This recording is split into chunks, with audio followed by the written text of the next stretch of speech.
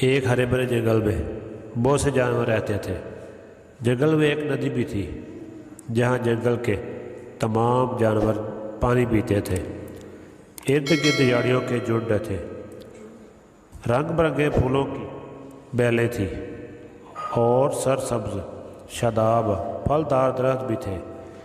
ان میں بادام، اخروٹ بھی تھے۔ پھولوں کی بہتات تھی جس کی وجہ سے جگہ جگہ شہد کے چھتے لگے ہوتے۔ شہد ریچھ کو بہت مرغوب ہے۔ شہد کا چھتا دے کر اس کے منہ میں پانی بھر آیا۔ ایک پتلے سے درخت پر گلہری تھی۔ گلہری ایک مہنگی جانور ہے، دن بھر ادھر ادھر سے بھاگ کر بادام، اخروٹ اور شہد کا ذخیرہ رکھتی ہے تاکہ برے وقت میں کام آ سکے۔ گلہری ایک صاف ستھرا جانور ہے اور اپنے ارد گرد کا ماحول زرد پتوں اور چھوٹے ٹہنیوں سے صاف رکھتی۔ ایک دن وہ اپنے گھر میں صفائی کر رہی تھی کہ ایک ریچھ بھڑکتا ہوا خوراک کی تلاش میں آ نکلا۔ اسے دیکھ کر گلہری درخت پر چڑھ گئی۔ ریچھ کا دھیان اس کے گھر کی طرف گیا۔ اس نے دیکھا کہ وہاں بہت سے بادام، اخروٹ اور شہد جمع ہے۔ اس نے گلہری سے کہا کہ ان میں سے مجھے کچھ کھانے کو دے دو۔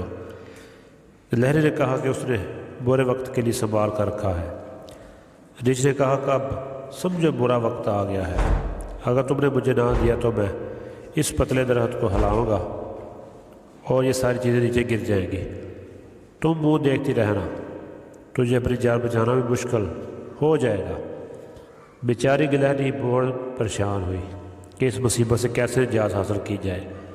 وہ دیکھ رہی تھی کہ ریچھ ڈیل ڈول والا ہے، غصہ میں آ گیا تو باقی چیزیں گرا سکتا ہے جسے سردیوں میں سے مشکل آئے گی۔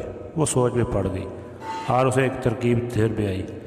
وہ گپس مسکرائی اور کہا، مجھے یہ اشیاء دینے میں حرج نہیں، مگر یہ بہت تھوڑی سی ہیں، اس سے تمہارا پیٹ نہیں بھرے گا اور میرے پاس بھی کچھ نہیں رہے گا۔